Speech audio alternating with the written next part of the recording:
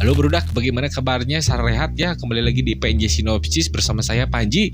Oke, di video kali ini berhubung banyak sekali pemberitaan negatif tentang si Rohingya ya.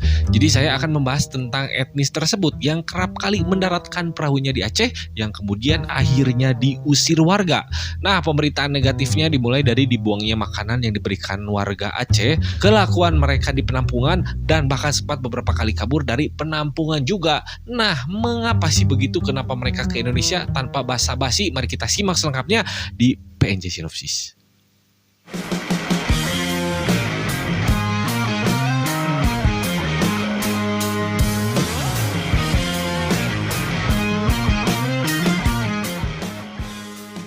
Oke, sebelum lanjut, perlu saya jelaskan sedikit dulu dari mana etnis Rohingya ini berasal ya. Nah, etnis Rohingya adalah kelompok etnis mayoritas beragama Islam dan tinggal di negara bagian Rakhine atau Rakhine, yang dibacana kumaha lieur aing negara Myanmar yang dulu saat itu bernama Burma. Mereka tidak diakui sebagai warga negara oleh pemerintah Myanmar dan mengalami diskriminasi dan penganiayaan yang berat. Sejarah etnis Rohingya dapat ditelusuri sejak abad ke-14 ketika komunitas muslim mulai mendiami wilayah Arakan yang letaknya berbatasan dengan Bangladesh yang kini berubah nama menjadi Rakhine. Arakan saat itu adalah sebuah kerajaan yang merdeka dan berhubungan dengan kerajaan-kerajaan di Asia Tenggara dan Asia Selatan. Salah satu raja Arakan yang terkenal adalah Naramekla atau Min Saumun yang berkuasa pada tahun 1430 sampai dengan 1434. Ia pernah diasingkan di Kesultanan Bengal, sebuah kerajaan Islam di wilayah Bangladesh sekarang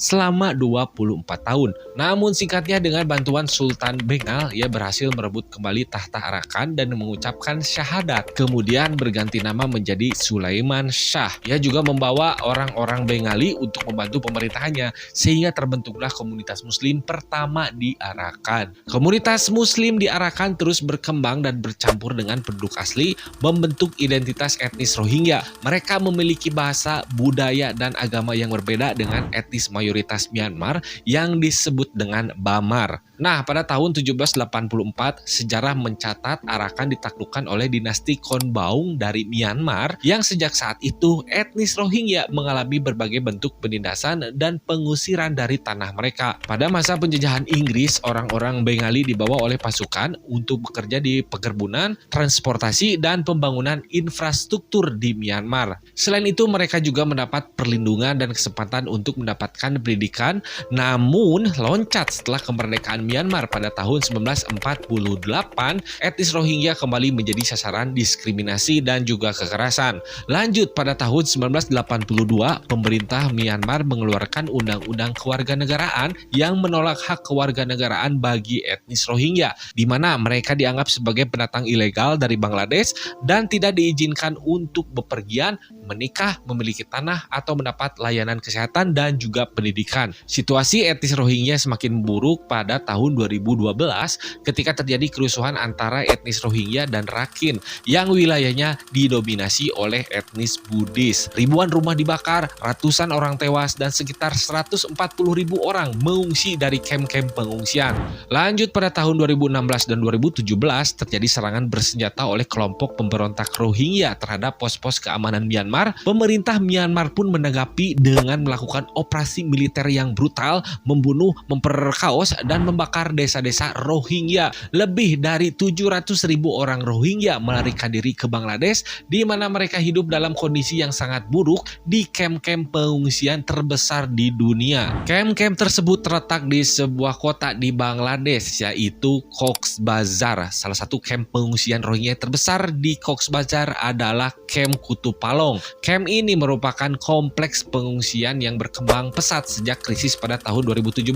Kutupalong dan kamp-kamp terkait seperti Kamp Nayapara dan Kamp Balukali membentuk kompleks pengungsian yang sangat padat di wilayah tersebut. Kamp Kutupalong juga beberapa kali pernah mengalami kebakaran besar, salah satunya yaitu pada bulan Maret tahun 2023 yang menghancurkan ribuan tempat tinggal pengungsi. Dan dari insiden kebakaran yang pernah terjadi yang jumlahnya mencapai 222 kali, 60.000 insiden diantaranya dilakukan secara sengaja alias sengaja dibakar. Nah, berdasarkan beberapa artikel yang saya baca gitu, pengungsi Rohingya di Cox's Bazar ini kehidupannya cukup menderita, di mana selain kondisi tempat tinggal mereka yang padat dan kumuh, banyak dari mereka bergantung pada jatah makanan yang diberikan dari organisasi WFP atau World Food Program, atau diterjemahkan menjadi Program Pangan Dunia yang dibentuk oleh PBB. Dilansir dari salah satu artikel dari Detik News, per orang mereka hanya mendapatkan $8 atau sekitar Rp124.000 per kepala sebagai jatah makan untuk sebulan penuh, yang tentu saja tidak akan cukup atuh mak nyawe dahar jeung tarasi ngwal poe anjing kerupuk tarasi anjing beteung tah anjing panas bro.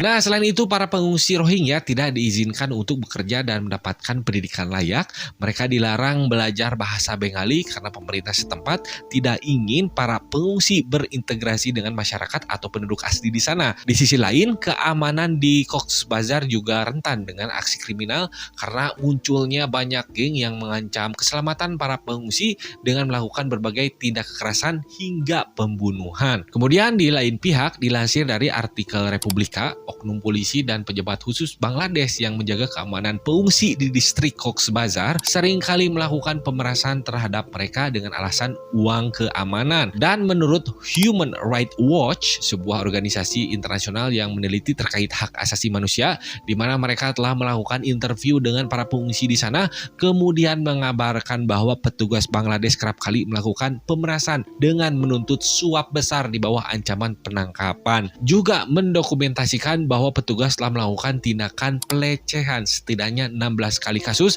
kepada pengungsi Rohingya, meskipun laporan Human Rights Watch tersebut sempat dibantah oleh pimpinan dari satuan mereka. Nah, dari faktor penyebab-penyebab itulah di kemudian hari mereka pun atau para pengungsi etnis Rohingya ini kabur dan mengungsi ke negara lain, yaitu seperti Malaysia dan Indonesia, dengan harapan untuk mendapatkan keamanan dan kehidupan yang lebih layak. Dengan dibantu oleh oknum dan dengan membayar sejumlah uang, mereka pun nekat berhari-hari hingga berminggu-minggu mengarungi lautan, menyeberangi pulau demi kehidupan yang lebih baik, di mana meskipun beberapa perahu yang mengangkut pengungsi dikabarkan hilang atau tenggelam, sehingga yang asalnya penuh dengan harapan gitu berubah menjadi tragedi. Oke, singkat cerita nih, setelah mereka berhasil mendarat atau terdampar gitu di Malaysia ataupun Indonesia yang ditampung di berbagai camp, disinilah mulai terjadi pergesekan atau lebih ke ke konflik gitu antara pengungsi Rohingya dengan penduduk lokal, yang mana beritanya menjadi viral di berita atau sosial media.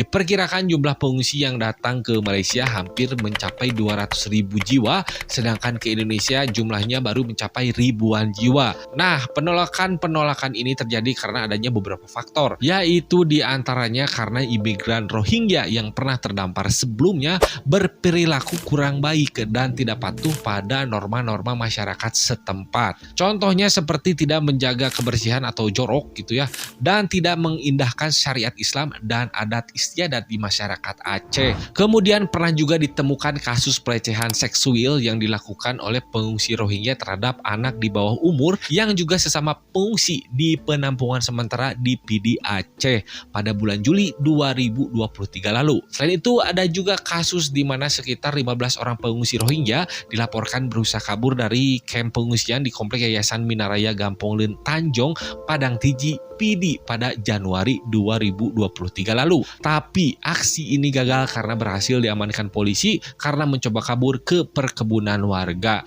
Kemudian pada bulan November 2023 lalu juga telah beredar video viral di mana pada saat kapal berisi 249 imigran berusaha mendarat namun ditolak merapat, warga sebenarnya telah memberikan bantuan kepada mereka, namun bantuan-bantuan itu dibuang penumpang kapal karena diduga kesal karena tidak diperbolehkan masuk. Di sisi lain, warga Malaysia juga mendapatkan kurang lebih keluhan yang sama lah ya, di mana warga Rohingya seolah-olah tidak berterima kasih gitu atas kebaikan masyarakat Malaysia yang selama ini menerima mereka. Dan akhir-akhir ini ada juga video yang viral di mana di video tersebut terdapat puluhan atau ratusan etnis Rohingya sedang melakukan orasi yang berapi-api, di mana diberikan narasi bahwa mereka sedang meminta tanah di Malaysia. Namun menurut artikel yang saya baca di salah satu berita gitu, saya cantumkan linknya di deskripsi dan bisa kalian baca sendiri lah ya, di mana diberitakan bahwa demo untuk meminta tanah tersebut adalah berita hoax. Dan sebetulnya mereka ini sedang berdemo di depan kedutaan Myanmar untuk memprotes kekerasan yang sedang terjadi di Rakhine, Myanmar.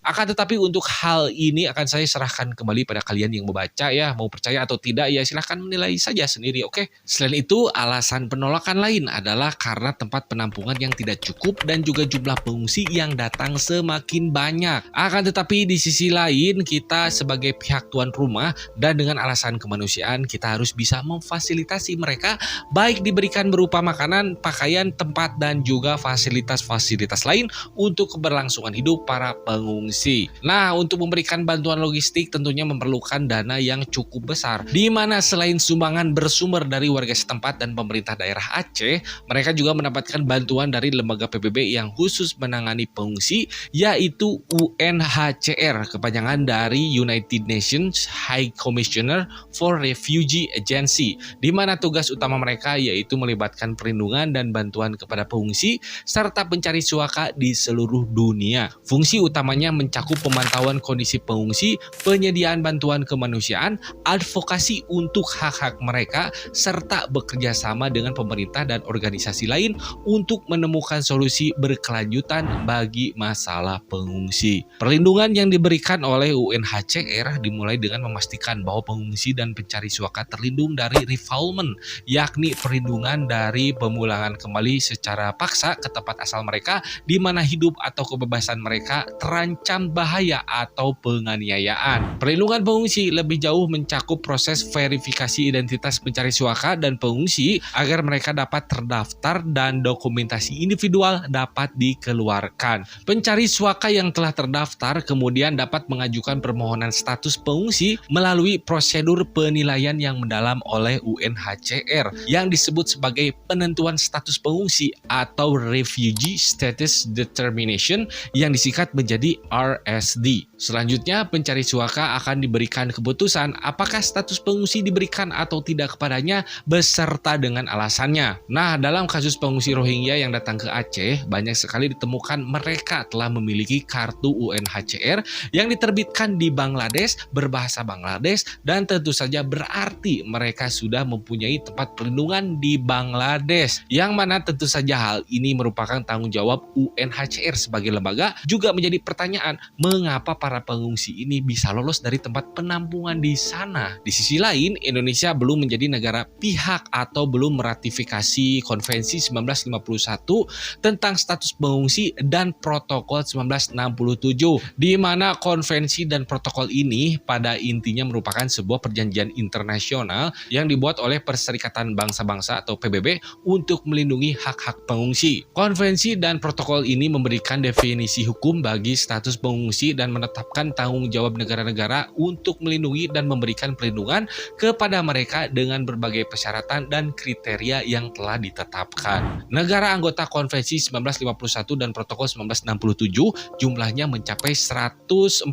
lebih anggota, di antaranya seperti Amerika Serikat, Kanada, Selandia Baru, Australia, Kamboja, Filipina, hingga Timor Leste, dan negara-negara lainnya. Nah, dari ratusan negara anggota, Indonesia ini tidak termasuk. Namun alasannya mengapa tidak ikut menjadi pembahasan lain ya. Pemerintah Indonesia menampung pengungsi Rohingya hanya berlandaskan alasan kemanusiaan yang telah diatur oleh Peraturan Presiden nomor 125 tahun 2016.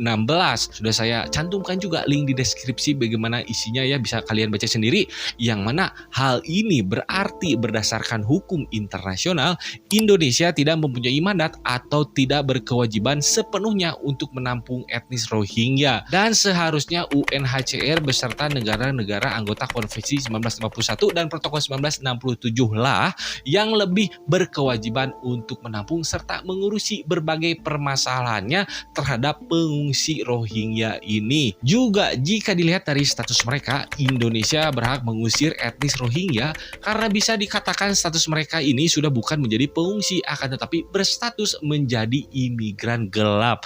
Karena mereka sebetulnya kan udah dapat tempat gitu di Bangladesh terus pindah ke Indonesia, jadinya bisa disebut imigran gelap gitu lah ya. Nah, begitulah permasalahannya yang sekarang menjadi sebuah topik panas dan juga menjadi pro kontra ya. Di mana semakin kesini dilihat dari sosmed gitu, sebagian masyarakat Indonesia menolak keberadaan etnis Rohingya ini dan sebagian lagi banyak juga yang mendukung. Nah, menurut opini pribadi saya sih, koreksi jika salah gitu. Jadi karena ini adalah isu kemanusiaan, perlu kita hati-hati dalam menelaahnya gitu. Anjir, kalau menelaah euy. Pertama adalah jika dilihat dari perspektif pengungsi, mungkin bisa dipahami motif mereka untuk kabur dari Cox's Bazar adalah karena kehidupan mereka di tempat penampungan tidak layak dan juga dengan motif meningkatkan kesejahteraan. Nah, hal tersebut kemudian dimanfaatkan oleh pihak-pihak yang mencari keuntungan, yaitu oknum atau mafia perdagangan manusia dengan memfasilitasi pengungsi-pengungsi tadi dengan syarat membayar sejumlah uang yang tentunya tidak murah. Akan tetapi muncul pertanyaan nih, kenapa pengungsi-pengungsi tadi kok bisa bayar? Uangnya dari mana? Katanya miskin tapi bisa punya duit, hasil dari pinjol atau menang slot atau gimana ini? Ya entahlah ya. Nah, kemudian dari pihak UNHCR juga seharusnya bisa lebih menekan pihak negara-negara anggota Konvensi 1951 untuk segera mengambil tanggung jawabnya untuk menampung pengungsi-pengungsi Rohingya. Lanjut, ada juga masalah perbatasan laut yang saya kira pihak berwenang bisa lebih meningkatkan lagi intensivitas patroli dikarenakan untuk kesekian kalinya, sorry ini belibet ya, dikarenakan untuk kesekian kalinya perahu pengungsi bisa menepi ke daratan dengan tujuan agar menghindari atau mencegah konflik dengan warga lokal Aceh. Nah, lanjut kepada netizen Indonesia ya, aduh yang terhormat gitu. Setelah saya lihat komen-komennya di sosmed, menurut saya sih ada yang kurang pantas gitu ya, karena pernah saya baca di video Rohingya yang mana gitu saya lupa, gak sedikit ada yang komen kayak gini nih, udah tenggelamin aja perahunya biar sekalian biar gak bisa menepi gitu, atau bakar tuh tempat penampungannya biar pada kapok gitu. Waduh bro, kejam sekali Anda ini. Ingat bro, ada anak-anak di situ, jangan gitu-gitu banget lah ya. Dah kita mah bukan negara Israel yang hobinya main rudal, bakar, terus tembak gitu ya. Oke, segitu saja saya cukupkan videonya. Aduh, karena saya harus ke Rohingya juga. Anjing, ke Rohingya ngapain bro? Dagang uler. Mohon maaf jika ada yang salah baik dari perkataan maupun mengenai topiknya. Jangan lupa di subscribe channelnya. Terima kasih sudah menonton. Sekian laporan dari pusat. Salam olahraga.